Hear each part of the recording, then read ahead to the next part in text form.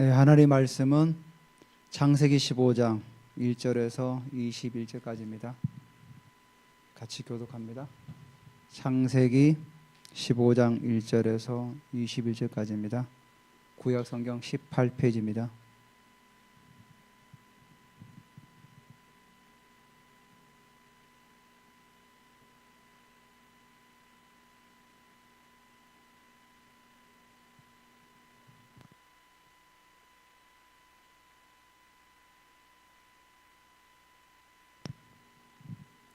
제가 1절 읽습니다.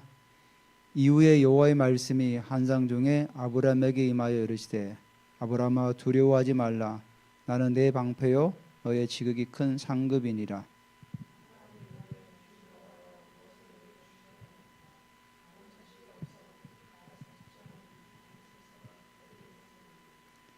아브라함이 또 이르되 주께서 내게 씨를 주지 아니하셨으니 내 집에 길린 자가 내 상속자가 될 것이니이다.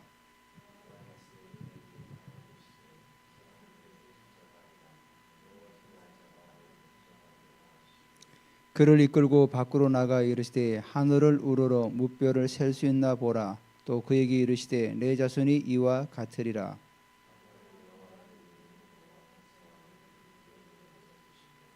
또 그에게 이르시되 나는 이 땅을 내게 주어 소유를 삼게 하려고 너를 갈대아인의 우르에서 이끌어낸 여호와니라.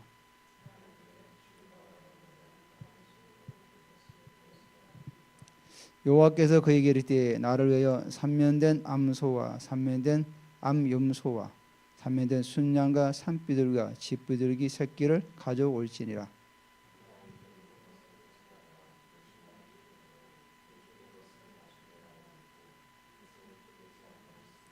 솔개가 그 사체 위에 내릴 때에는 아브라함이 쫓았더라.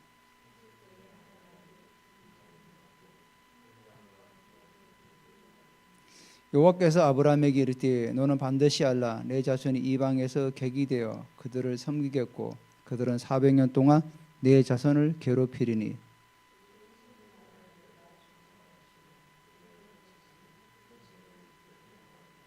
너는 장수하다가 평안히 조상에게로 돌아가 장사될 것이요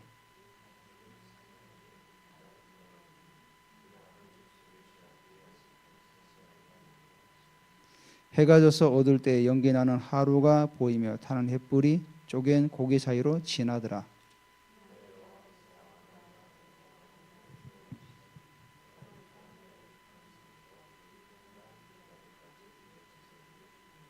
곧 겐 족속과 그니 족속과 감몬 족속과 아모리 족속과 가나안 족속과 기르가 족속과 여부스 족속의 땅이니라 하셨더라. 아멘. 제가 찬양하는데 그런 감동이 오더라고요. 이 시간에 제가 선포할게요. 우리 가운데 있는 모든 비염들, 소화불량은 예수의 이름으로 치유되고 회복될지어다. 아멘. 감사드립니다. 우리 지난주에 선교사님 오셔가지고 제가 한 주간 쉬었는데 지난번에 우리 창세기 14장의 말씀 가운데서 북방의 4개 나라와 남방의 가나안의 5개 나라가 연합을 해서 전쟁을 일으켰다. 그렇게 말씀을 이제 우리가 나누는데 전쟁이 왜 일어났는 거죠? 그러니까 하나님께서 그 전쟁을 일으킬 때는 반드시 구속사 가운데 어떤 부분이 개입되었기 때문에 그 전쟁이 일어나게 되었던 거죠. 결국은 롯이 거기에 걸려들어서 포로로 잡혀가고 아브라함이 또 구출해 오는 그런 어떤 일이 있었던 거죠. 그러니까 우리 주변에 일어나는 이런 전쟁과 이런 모든 환경 가운데서 하나님은 분명히 우리에게 사인을 주시고 은혜를 주신다는 거죠. 그렇기 때문에 우리가 우리 주변에 일어나는 모든 환경 가운데서 우리가 스치고 지나가는 어떤 그런 삶이 아니라 하나님께서 우리를 향하신 계획이 뭔가를 꼭 기억하고 은혜를 붙들기 원합니다. 그리고 우리가 14장을 통해서 영원한 것을 따라갔던 아브라함과 영원하지 않은 것들 쫓아갔던 롯의 결과가 완전히 달라졌죠. 아브라함은 가병이 318명, 다 합치면 거의 2000명 가까이 되는 어떤 가솔들이 있었고 롯은 처량하게 포로로 잡혀가는 그런 어떤 신세가 되었던 걸 보면서 정말 우리가 영원한 것들을 향해 나아갈 때 하나님께서 우리에게 또 은혜를 입히신다는 거죠. 그리고 마지막으로 내 믿음을 가지고 남을 강요하지 말아라. 그러니까 내 믿음을 가지고 내가 순교하는 거지, 내가 순교하니까 너도 순교해라, 이렇게 하면 안 된다는 겁니다. 자기 믿음을 가지고 내가 하나님 앞에 헌신하는 거는 괜찮죠. 내가 하나님께 받은 은혜가 있으니까 당연하지만 내 믿음을 가지고 다른 사람에게 강요해가지고 그걸 억지로 하게 하는 거는 올바르지는 않아요. 왜냐하면 그 사람도 믿음이 자랄 때까지 기다려줘야 되니까 그런 겁니다. 자, 오늘은 우리가 15장에 이제 드디어 아브라함이 12장부터 아브라함이 12장에 하나님께서 아브라함을 부르시죠. 그러면서 14장까지 아브라함의 생애 가운데 첫 번째 하나님의 부르심의 이제 단계였던 거. 이번에는 이제 15장부터 16장, 17장은 하나님께서 아브라함을 또 이끌어 가신 새로운 언약 관계를 맺어가는 제 어떤 인생의 이익이라고 볼 수가 있죠. 여기서 이제 하나님께서 다시 아브라함을 부르죠. 15장 1절에 이후에 여호와의 말씀이 환상 중에 아브라함에게 임하여. 자, 성경에 보면은 환상이 많이 나와요. 우리가 예전에 환상하면은 뭐 환상이 있었나 보다 하지만은 하나님의 중요한 말씀 가운데 환상으로 굉장히 많이 말씀하시는 것 같아요. 다시 보니까 바울이 유럽을 전도로 나갔을 때 뭘 보고 나갔죠? 마게도냐 사람이 환상 가운데 나타나 가지고 여기 와서 우리를 도우라. 그 환상을 보고 마게도냐를 건너가는 거 아닙니까? 또 베드로가 환상 중에서 공중에서 강주리가 내려와서 잡아먹으라는 그 세 번이나 보여주지 않습니까? 그 환상은 뭐죠? 이방인에게 복음을 전가라는 환상이었던 거죠. 성경에는 이렇게 환상으로 하나님께서 중요한 것들을 우리에게 말씀하십니다. 이번에도 창세기 15장에 보니까 여호와의 말씀이 환상 중에 아브라함에게 임하였다. 그러니까 우리가 이런 환상이라든지 꿈이라든지 이런 것들을 우리가 가볍게 여기면 안 된다는 말씀입니다. 하나님은 꿈으로도 보여주시고 환상으로 보여주시고, 그래서 우리가 예언할 때 환상을 보지 않습니까? 하나님께 주시는 거예요. 그냥 우리가 뭐 잠시 스쳐가고 뭐 그런 생각이 아니라 하나님께서는 환상으로 말씀하신 하나님이기 때문에 우리가 그런 환상을 받을 때 하나님 주시는 말씀이다. 어제 이제 우리가 예언학교 활성화 과정이 다 끝났어요. 활성화 과정 4주를 했는데 스쿨을 이제 나온 사람들 가운데서 그분들이 원하는 사람들 모아가지고 뭐 강의가 없어요. 이건 오직 막 예언만 하는 거죠. 그러니까 한 뭐 6명 되니까 한 사람씩 예언하다 보니까 굉장히 예언을 많이 하게 되죠. 아무래도 어제 이제 또 한 사람을 제가 그 이윤우 전사님이 계시는데 이분이 한국의 한동대에서 사역을 하셨어요. 남편 되시는 미국 분인데 포넬 교수님이라고, 그분이 이제 한동대에서 그 로스쿨을 강의하셨대요. 교수님으로. 그러다가 이제 방광암에 걸려가지고 한국에서 치료받다가 미국으로 돌아가셨어요. 더 이상 이게 또 이 방광암을 치유됐는데, 방광암을 치유달라고 우리 그 멤버들이 계속 기도 많이 했거든요. 근데 방광암은 치유되는데 이 암이 뼈로 전이 됐어요. 그래 도저히 안 돼가지고 이제 미국으로 이제 들어가게 되어서 지금 오하이주 계시는데, 이분이 이제 지난주도 우리 조였는데 또 들어왔더라고요. 이게 그래서 이제 기도하는 가운데 그분에게 이제 제일 먼저 이제 순서가 돼서 이제 같이 이제 기도를 하는데 제게 그런 그림을 보여주더라고요. 그 전사님이 남편 되시는 분 손을 이끌고, 그 남편 되시는 분은 산을 올라갈 수가 없잖아. 힘이 없으니까. 그 손을 잡고 막 올라가는 몸부림치는 거죠. 그럼 제게 주시는 감동은 철로 역정처럼 삶의 여정 가운데 있다. 그래서 고지가 얼마 남지 않았다. 네, 이제 그렇게 해서 이제 제가 제일 먼저 이제 예언을 풀어내니까 그 전사님이 되게 너무 감사하다고, 너무 위로가 된다고, 너무 힘들고 지금 어려운 환경 가운데 너무 말씀이 위로가 된다고. 이렇게 예언은 하나님 주시는 감동을 따라 우리가 나눌 때 그분에게 힘이 되고 위로가 되고 은혜가 되는 거죠. 그래서 어떤 분은 그런 얘기를 해요. 예언을 하게 되면은 그 사람이 잘못된 부분도 말해줘야 되지 않느냐 이렇게 얘기하시는 분도 계시는데, 물론 그것도 필요하겠지만은 사실은 우리 한국 교회가 은사 이런 부분에서 욕을 많이 먹었던 이유가 그런 것들을 지적하다 보니까 조정이 되는 겁니다. 자기도 모르게 그 사람을 조정할 수밖에 없어요. 그 자꾸 잘못을 지적하다 보니까 그 사람이 거기 영혼에 매이는 거죠. 그걸 솔타이라고 하죠. 솔타이. 이런 식으로 하다 보니까 한국 교회 안에서 어떤 그런 부분들이 굉장히 문제가 많이 됐던 겁니다. 가령 어떤 분이 기도하는 가운데 감동을 받아서 그래서 부르는 거죠. 누구누구 집사님, 제가 이런 감동을 받는데 당신이 하나님께 헌금을 500만 원 해야 된다고 그런 감동을 주십니다. 이런 식으로 해서 사람을 묶는 거죠. 그러면 이분은 또 만약에 헌금 안 하면 어떡합니까? 하나님 혹시라도 벌을 줄까? 두려운 거죠. 이런 것도 우리가 배제해야죠. 그래서 예언은 우리가 사람을 권면하고 위로하고 덕을 세우는 거죠. 우리의 연약한 부분이 분명히 있습니다.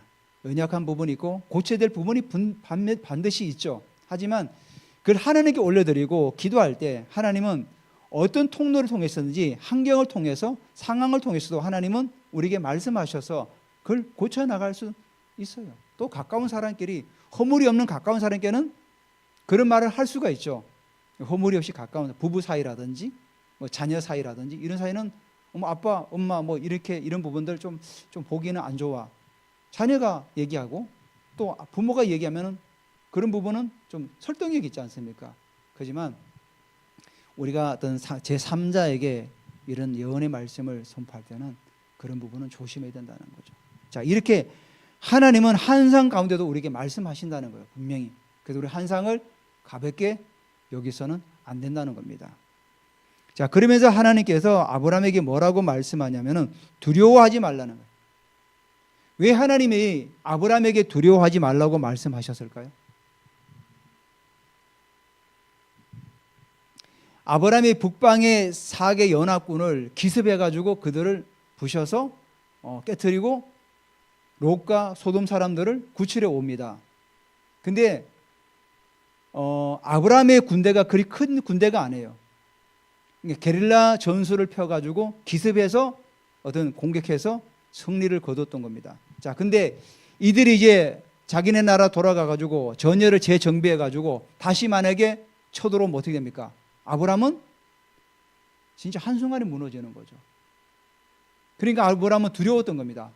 내가 비록 뒤에 가서 기습해가지고 공격을 해서 아브라함의 롯을 구해오고 소돔 사람들을 구해왔지만은 그들이 전열을 다시 재정비해가지고 아브라함을 공격하면 어떡합니까? 아브라함은 꼼짝없이 당하는 거죠. 그러니까 그 당시에 사실 여러분 그 당시에는 뭐 어떤 평화 조약 이런 것들이 있습니까? 힘센 자가 왕이죠. 힘세면 그냥 다 무너뜨려 버리는 거죠.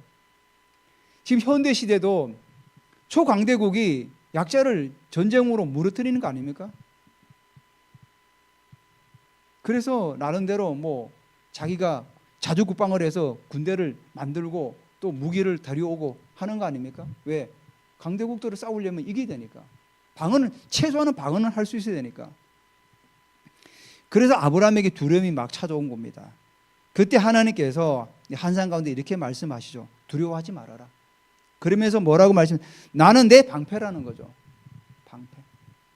이번에 여러분 이란에서 이스라엘에 300발의 탄도미사일을 발사했어요. 근데 제가 뉴스로 듣기로는 그 중에 한두 발 정도는 요격을 못했지만은 거의 다 요격했다 그러더라고요. 그러니까 이스라엘이 자랑하는 게 뭐죠? 아이언돔. 고고도, 중고도, 저고도에서 막을 수 있는 그런 어떤 방어망이 다 있는 겁니다. 그래서 사람들이 아이언돔이라고 하죠. 아이언돔. 완전히 이렇게 둘렀다. 철로 둘렀다. 완전히. 돔으로 만들었던 거죠. 바로 하나님께서 아브라함에게 내 방패라는 겁니다. 두려워하지 말아라. 내가 그들을 다 막을 거다. 그러면서 너의 지극히 큰 상급이다. 내가. 하나님께서 우리에게도 상급이라는 거예요. 자, 하나님께서 아브라함에게 이렇게 말씀하셨지만은 우리의 삶의 모든 여정 가운데서 하나님은 우리를 막아주시는 방패시라는 거예요. 그리고 너의 상급이라는 거죠. 내가 너의 보호자가 되고 너의 모든 것들을 입히시는 그 하나님이라는 거예요. 상급이라는 거예요. 상급.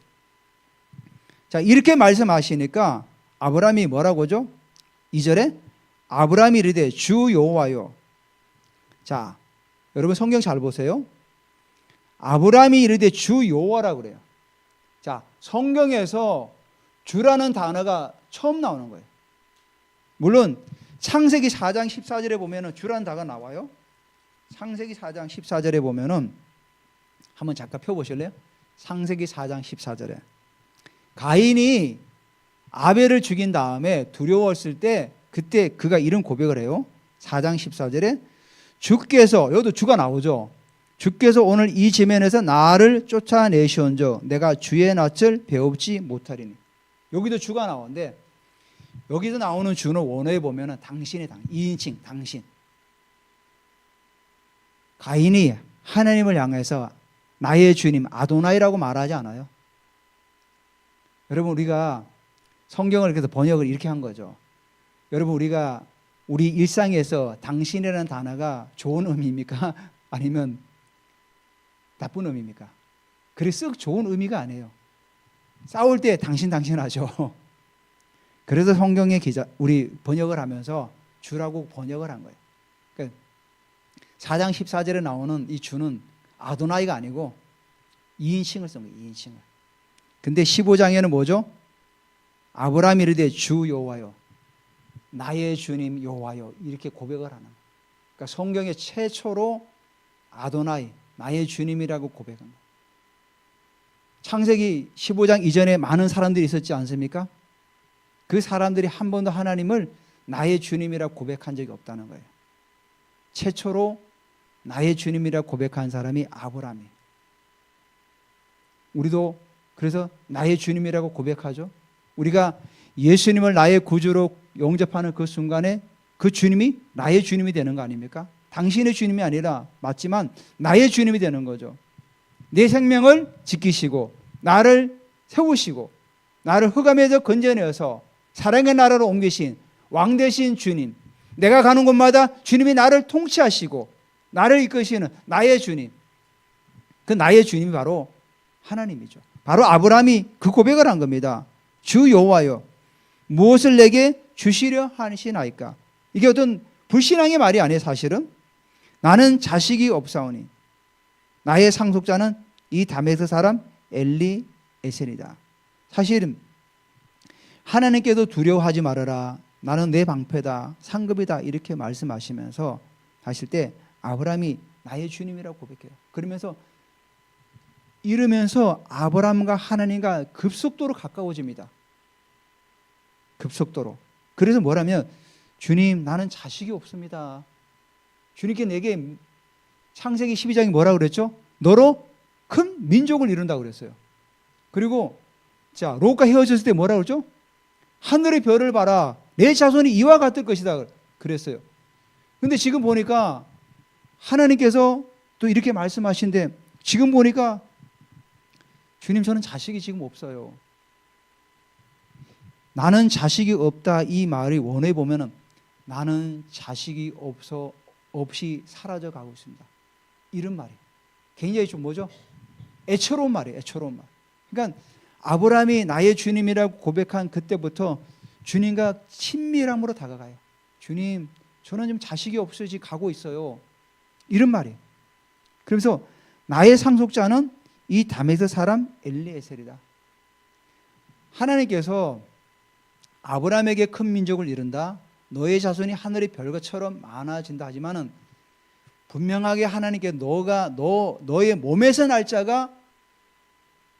날짜라고 말하지는 않았다는 거죠. 그냥 큰 민족을 이룰 것이다, 하늘의 별처럼 자손이 많아질 것이다. 고대 시대에는 로마 시대도 마찬가지지만 자녀가 없으면 양자로 들여가지고 그 대를 이어나가요. 우리나라도 마찬가지 아닙니까? 장남이 자녀가 없으면 어떡합니까? 둘째의 자녀를 큰아들의 양자로 입적해가지고 이렇게 자손을 이어가 나가는. 마찬가지로 아브라함도 자식이 없다 보니까 나의 상속자는 이 의미 안에는 재산과 모든 것들 다 포함되는 거예요. 다메섹 사람 엘리에셀입니다. 자, 이 엘리에셀이 어떤 의미냐면 엘이 하나님 아닙니까? 그러니까 리에셀, 그러니까 예제프라고 그래요. 예제프가 도움이래요. 도움. 그럼 엘리에셀을 우리가 우리말로 번역하면은 하나님은 그의 도움이시다는 거예요. 자, 이 단어의 의미를 보면은 엘리에셀이 아브라함 밑에서 신앙생활을 잘했다는 겁니다. 신앙생활. 그래서 이 엘리에셀이 누군가에 대해서는 학자들이 여러 의견들이 있어요. 다메섹에서 아브라함이 하란에서 오는 도중에 다메섹을 거치지 않습니까? 다메섹에서 이 사람을 데리고 오지 않았나. 또 한편으로는 아브라함의 친척 가운데 다메섹에서 거주하는 사람을 데리고 오지 않았나. 뭐 학자들이 여러 의견은 있지만 일단은 그래도 이 엘리에셀이 아브라함의 가정 안에서 같이 신앙생활하면서 아브라함을 돕고 아주 신뢰받는, 신앙적으로도 아주 준비가 잘 된 그런 사람이라는 거죠. 그래서 3절에 아브라함이 또 이르되 주께서 내게 씨를 주지 아니하셨으니 내 집에서 길린 자가 내 상속자가 될 것입니다. 길린 자는 의미가 뭡니까? 아브라함 밑에서 양육받고 훈련받은 그 사람을, 엘리에셀을 말하는 거죠. 그러니까 씨를 주지 않았다는 거죠. 그러니까 드디어 아브라함이 자기 씨를 지금 얘기해요. 자, 이때가 언제냐면 아마도 한 10년 정도 지났던 때인 것 같아요. 아브라함이 75세 때 부름 받아서 가나안에 왔는데 이 15장에부터는 한 10년이 지난 시점에서 이런 얘기가 나온 거죠. 그러니까 4절에 더 정확하게 하나님께 이렇게 말씀하셔요. 여호와의 말씀이 그에게 임하여 이르시되 그 사람이 내 상속자가 아니라 내 몸에서 날짜가 내 상속자가 되리라 하시고, 드디어 하나님께서 너의 자손이 큰 민족을 이루고 하늘의 별처럼 많아지는데 그전까지는 얘기가 없다가 드디어 하나님께서는 아브라함에게 내 몸에서 날짜가 내 상속자가 될 것이다 라고 정확히 말씀해 주시는 거죠. 자, 하나님께서 이 말씀하던 시점도, 그 시점도 굉장히 중요하다고 여겨집니다. 하나님이 아브라함을 처음 부를 때부터 내 몸에서 날짜가 내 씨가 될 것이라 이렇게 말씀하지 않았다는 거죠. 자, 사라가 어떤 사람이었죠? 사라는 아기를 생산할 수 없는 그런 어떤 몸이에요. 이미 그 태는 닫혀 있었어요. 생명이 없다는 거죠. 근데 이제 아브라함이 하나님과 더 친밀함으로 가까워지는 그런 시점 가운데서 하나님께서 아브라함에게 내 몸의 날짜가 내 상속자가 될 것이다 이렇게 말씀하시는 거예요. 그러면서 그를 이끌고 밖으로 나가 이르되 하늘을 우러러 무뼈를 셀 수 있나 보라. 또 그에게 이르시되 내 자손이 이와 같은다. 아브라함과 하나님이 친밀함 가운데 들어가서 대화를 나누다 보니까 하나님께서 그를 이끌고 나가요. 하늘 봐봐, 별을 봐봐, 자손이 이와 같을 거야. 그러니까 6절에 굉장히 중요한 또 단어가 나와요. 아브라함이 여호와를 믿으니 여호와께서 이를 그의 의로 여기시고. 성경에 오늘 최초가 많이 나와요. 6절도 성경의 최초에 뭐죠? 이게 아브라함이 하나님을 믿어서 그를 의로 칭하는 거예요. 우리 이거를 신학적인 용어로 이신칭이라고 하죠. 이신칭. 제가 한번 금요일 날 한번 얘기한 것 같아요. 여러분 듣지 못한 것 같아요. 제가 일을 하다가 제가 집에 들어가 보니까 그 천주교 상도 있고 성경은 아닌데 신앙 서적들이 좀 있더라고요. 그래서 내가 그분에게 여쭸어요. 혹시 교회 다니십니까? 하니까 천주교 다닌대요. 근데 제 마음에 이런 감동이 오더라고요. 아, 복음을 전해야 되겠다. 그래서 그 천주교 그분에게 복음을 전했어요. 처음에 뭐라고 하셨냐면 혹시 이 땅을 오늘 당장 떠나면은 천국 갈 확신이 있습니까? 그러니까 그분이 이렇게 얘기하더라고요. 죽을 때 죄가 없어야 천국을 갈 수 있답니다. 그래서 제가 이제 복음을 전했죠. 성경을 근거로 대가지고 성경에는 분명히 영접하는 자 그 이름을 여는 자에게 하나님 자녀되는 권세를 주셨다고 말씀하시고 로마서 10장 9절 10절에는 사람이 마음으로 믿으면 의에 이르고 입으로 시인하면 구원에 이른다고 말씀하셨습니다. 우리의 죄를 주님께서 십자가에 다 해결하셨습니다. 우리는 예수님만 믿으면 구원을 받습니다. 우리가 죽을 때 죄가 없다는 의미는 이미 예수님께 다 해결하셨습니다. 우리는 평생을 살아도 늘 죄를 반복할 수밖에 없습니다. 그런 존재입니다. 그렇게 한참을 얘기하니까 나한테 선교하러 왔냐고 이제 그러고 이제 말았죠. 나중에 또 다른 분을 만나 또 전도했어요. 복음을 전하고 그분은 용접을 했어요. 여러분, 이신칭의가 뭡니까? 예수 그리스도를 믿음으로 말미암아 의롭다 칭함받는 거예요. 여기서 의롭다고 하나님께서 의로 여기신다는 의미가 아브라함이 도덕적으로 윤리적으로 완벽해가지고 의로 여기시는 게 아니에요. 여기신다는 의미가 인정하다는 의미예요. 인정. 하나님 보실 때 아브라함이 나를 믿는 거 보니까 내가 너를 인정한다, 이거 인정한다. 그러니까 칭의의 옷을 입혀주는 거예요. 우리가 이 땅에서 행위로 구원을 받을 수는 없어요. 여러분, 우리가 아무리 선한 일을 많이 하고 그 한 달치라도 우리가 살아가면서 죄를 안 짓고 살 수 있습니까? 없습니다. 마음으로 우리가 다른 사람을 미워할 수 있지 않습니까? 마음으로 다른 사람을 시기할 수도 있고. 우리라는 존재는, 죄로 우리 죽었던 존재는 절대로 우리 노력으로는 주님 나라 갈 수가 없는 거죠. 하나님께. 그래서 예수님이 필요한 거죠. 예수님께서 십자가의 공로로 말미암아 가지고 그 모든 죄를 해결하셨기 때문에 우리는 예수님을 이름을 부를 때 마음으로 영접하고 믿을 때 구원을 받는 겁니다. 어제 제가 또 우리 같이 활성화 훈련하는데 어떤 분인데 이런 얘기를 하더라고요. 그 주제가 뭐였냐면은 내년에 기도 제목을 나누고 함께 예언을 선포해주고 기도해주는 게 있었어요. 그래서 기도 제목을 쭉 나누는데 이분은 뭐라고 말씀하시냐면은 우리 자녀들을 주 예수께서 불쌍히 여겨달라. 그 기도 제목밖에 없다는 거예요. 그래서 제가 얘기했죠. 왜 무슨 연유로 그렇게 기도하십니까? 그러니까 성경에 이렇게 나와 있으니까 저는 그렇게 기도합니다. 우리 자녀들을 불쌍히 여겨달라. 주 예수여 우리 자녀들을 불쌍히 여겨달라. 그래서 제가 그분에게 또 말씀을 드렸죠. 우리가 물론 죄인이 있다가 예수로 말미암아 구원받았기 때문에 이제는 하나님이 자녀가 되었습니다. 자녀가 되었기 때문에 그 자녀의 권세를 누리며 살아가면 됩니다. 그래서 우리가 조금 부족하더라도 그 주님의 능력을 입어서 나아가면 됩니다. 빌립보서도 말씀하고 있죠. 내게 능력 주신 자에서 내가 모든 걸 할 수 있느니라. 그리고 예수님께서 뭐라고 말씀하셨죠? 하늘과 땅의 모든 권세를 내게 주시니 그러므로 너희는 가서 모든 민족으로 제자를 삼아 아버지가 아들과 성령의 이름으로 세례를 주라. 바로 우리는 그런 은혜가 있는 겁니다. 그러니까 항상 뭐죠? 종교적으로 묶여 있는 거죠. 아직까지. 예전에 어떤 하나님의 은혜 가운데서 살았지만 또 죄를 지니까 항상 불쌍히 여겨달라.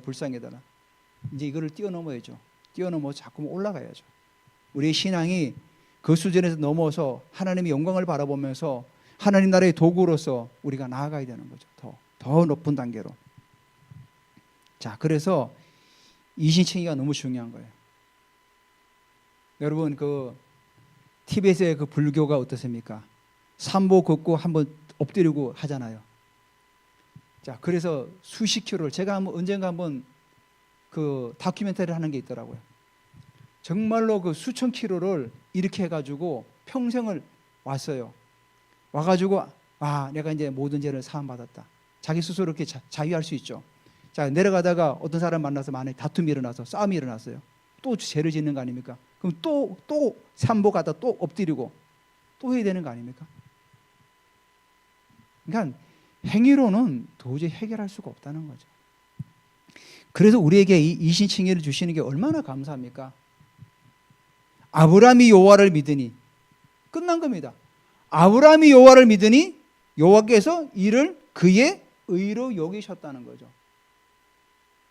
여기서 의가 우리가 완벽한 그런 의를 말하는 게 아니라 도덕적으로 하나님과 바른 관계. 의로 여기셨다는 건 하나님과 바른 관계, 올바름. 항상 우리가 하나님과 바른 관계 속에서 우리가 나가야 되는 거죠. 그래서 10절에 그에게 이르되 나는 이 땅을 내게 주어 내 소유를 삼게 하려고 너를 갈대아인의 우르에서 이끌어낸 여호와다. 자, 내가 이 땅을 너에게 자손에게 줄 것이야. 또 소유를 삼게 할 것이야. 그래서 너를 불러낸 거야. 자, 그러니까 8절에 그가 아브라함을 말하는 거죠. 그가 이르되 주 여호와여, 이제 주가 계속 들어가죠. 주 여호와여, 내가 이 땅을 소유로 받을 것을 무엇으로 알리까? 이게 우리가 잘 해석해야 됩니다. 내가 이 땅을 받을 것으로 하나님께 내게 뭔 증거를 주실 겁니까? 이런 의미가 아니라 하나님께서 행하실 일이 무엇입니까? 이거야. 자, 하나님께서 내가 이 땅을 주신다고 했는데 이 땅을 내가 소유로 받는데 하나님은 어떻게 행해 나가실 겁니까? 그래서 9절에 바로 이게 언약이 이제 나오는 언약. 그러니까 아브라함은 언약을 원했던 거예요. 예배를 원했던 거예요. 그러니까 하나님께서 여호와께서 9절에 뭐라고 말씀하시죠? 그에게 이르되 나를 위하여 삼면된 암소와 삼면된 암염소와 삼면된 순양과 산비둘기가 집비둘기 새끼를 가져올지라. 자, 햇빛을 왜 삼면을 말하실까요? 가축은 삼면이 되어야 완전히 성숙한대요. 이 말은 뭐죠? 성숙함으로 나오라는 거예요. 예배를 나올 때 우리가 자꾸만 그리스도의 장성한 분량까지 나아가기 위해서는 뭡니까? 자꾸만 성숙해 나가야 돼요. 재물도 하물며 완전한 것을 완전히 성숙한 것을 가져오시기를 원하시는 하나님께서 우리의 예배 가운데 우리도 예배도 완전함으로 자꾸 나가야 되는 거죠. 그 완전한 게 퍼펙트가 아니라 온전함으로 우리가 더 성숙함으로 그리스도의 장성한 분량에 이를 때까지 나아가야 되는 거죠. 계속해서. 그래서 아브라함이 그 이제 뭐죠? 가축을 가지고 쪼개는 거죠. 쪼개고 새는 쪼개지 않아요. 구약 성경에 보면은 율법에 보면은 새는 쪼개지 않아요. 자, 그리고 11절에 솔개가 그 사체에 내릴 때 아브라함이 쫓았더라. 솔개가 뭡니까? 예배를 방해하는 요소예요. 예배를 방해하는 거예요. 예배를 방해하는데 내버려 두면 됩니까? 쫓아야죠, 당연히. 그러니까 우리가 예배를 드릴 때 방해되는 요소가 있다면 여러분 마음으로 자꾸만 제거하시기 바랍니다. 아브라함은 예배를 드리는데 방해하는 요소들을 과감하게 쫓았어요. 예배 때 그래서 우리가 핸드폰을 진동으로 놓든지 끈 이유가 뭐죠? 왜? 예배가 방해되니까. 하나님께 집중하기 위해서. 그래서 우리가 예배 드릴 때 내 뭐 잡생각이라든지 예배를 방해하는 것들을 다 내려놓으라는 거예요.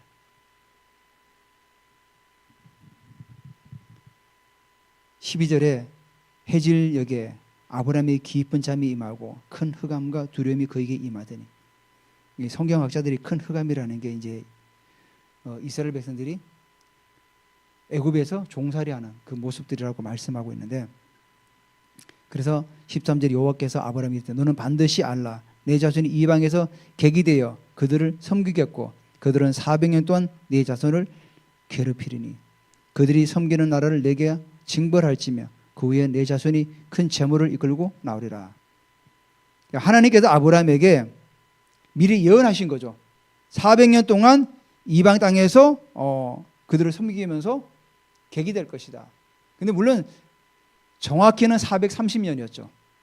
근데 이제 대략적으로 이렇게 400년 말씀하셨던 거죠. 사실은 430년 동안 주구장창 이스라엘 노예 생활을 한 것만 아니죠. 처음에 요셉이 총리를 했을 때는 대단한 권세를 가지고 있었죠. 그렇지만 요셉을 알지 못하는 왕조가 일어서면서 이제 그때부터 이스라엘 사람들이 이제 어려움을 당했던 거죠. 그러니까 430년 동안 계속해서 어려움을 당했던 건 아니죠. 그래서 14절이 하나님께서 징벌할 때 그들이 그 후에 내 자손이 큰 재물을 이끌고 나오리라. 그 징벌이 이제 애굽이 10가지 재앙이 있지 않습니까? 그 재앙을 통해 가지고 이스라엘 자손이 나올 때 애굽인들이 자발적으로 줘요. 재물 달라고 하니까 막 줘요. 빨리 나가라. 왜? 하도 어려움을 당하니까 재물을 주면서 나가라. 제발 좀 빨리 나가면 좋겠다. 그래서 재물을 끌고 나오죠. 그러면서 너는 장수하다가 평안히 조상에게로 돌아가 장사될 것이다. 그러면서 16절을 우리가 보면은 내 자손은 4대 만에 이 땅으로 돌아오려니 이는 아모리 족속의 제약이 아직 가득 차지 아니함이니라 하시더니. 물론 우리가 한 세대를 한 30년을 보죠. 사람이 장성해서 자녀를 낳으면은 그걸 이제 한 세대로 본대. 근데 이 시대에는 또 뭐 하나님께서 100년으로 잡았던 거죠. 4대를 잡아서 아모리 족속이 제약이 가득 차기를 기다리는 그런 뉘앙스가 있는데, 자, 이 말씀도 우리가 본문을 보면은 하나님께서 아모리 족속이 제가 뭐죠? 가득 차기를 계속 기다리고 계시는 건가? 이런 의미가 아니죠. 400년이라는 시간을 준 거죠. 아모리 족속이 처음에는 아브라함과 동맹을 맺어요. 동맹을 맺어서 북방의 그 나라와 싸울 때는 같이 동맹을 맺어요. 나중에 또 이스라엘을 괴롭히기도 하고 이렇게 좀 왔다 갔다 했던 아모리 족속이에요. 근데 이 아모리 족속이 이게 뭐라고 하죠? 400년 동안 하나님은 기다리고 계시는 거죠. 회개하고 하나님 앞에 올바로 서기를. 우리가 오해하면 됩니다. 하나님은 아모리 족속들이 계속 죄를 져서 그 죄가 가득 찰 때까지 기다리고 계신다, 그런 의미가 아니라 400년이라는 시간을 주신 거죠. 우리가 예전 노아가 홍수 때도 120년 동안 그들에게 시간을 준 거죠. 그들이 회개하고 하나님께로 돌아오기를 하나님께서 원하시기 때문에 그들에게 120년이라는 시간을 준 거죠. 여기도 마찬가지죠. 여기도 하나님께서 아모리 족속이 그 제약이 회개하고 돌아오기를 400년 동안 하나님은 참고 기다리시는 거죠. 그러면 17절에 해가 져서 어두울 때 연기 나는 하루가 보이며 타는 횃불이 쪼갠 고기 사이로 지나가더라. 자, 여기 쪼개다는 그 의미가 언약이란 파레트랑 거의 비슷한 용어예요. 그래서 언약을 우리가 맺을 때, 고대 사람들은 언약을 맺을 때 짐승을 쪼갠 다음에 그 사이를 지나갔대요. 같이 손잡고. 그래서 만약에 이 언약을 어기게 되면은 이 짐승처럼 당신도 그와 같이 될 것이다. 그래서 이렇게 언약을 맺었대요. 그러니까 언약을 맺을 때는 생명을 담보로 언약을 맺는 거죠. 근데 하나님께서 이 언약을 맺으실 때 아브라함과 같이 지나갔나요? 17절에 보면 해가 져서 어두울 때 연기 나는 하루가 보이며, 그 하루, 그 불덩어리가 보이며 타는 횃불이 쪼갠 고기 사이 지나가더라. 이게 주님의 임재를 말하는 겁니다. 아브라함은 잠자고 있어요. 잠자면서 하나님께서 말씀하셨죠. 하나님만 지나간 거예요. 하나님만 쪼갠 그 짐승 사이로 횃불이 지나가면서 제물을 태워버렸죠. 본래는 둘이 같이 가야 되는데 하나님만 지나간 거예요. 그러니까 이 말씀은 뭡니까? 반드시 하나님이 이 언약을 성취하시겠다는 거예요. 하나님이 하나님 자신을 담보로 남긴 거예요. 내가 반드시 성취할 거다, 이 언약을. 그래서 나중에 우리가 역사적으로 반드시 성취되지 않습니까? 그러면서 처음으로 아브라함에게 그 아브라함이 소유할 땅을 경계를 정해줘요. 18절에 그날에 여호와께서 아브라함과 더불어 언약을 세워 이르되 내가 이 땅을 애굽 강에서부터 큰 강 유브라데까지 내 자손에게 주노니. 경계를 주죠. 이 아브라함이 이 애굽 강이라는 의미가 나일강을 의미하는 것이 아니라 아마도 팔레스타인 그 남쪽에 있는 강을 의미한다고 그래요, 학자들은.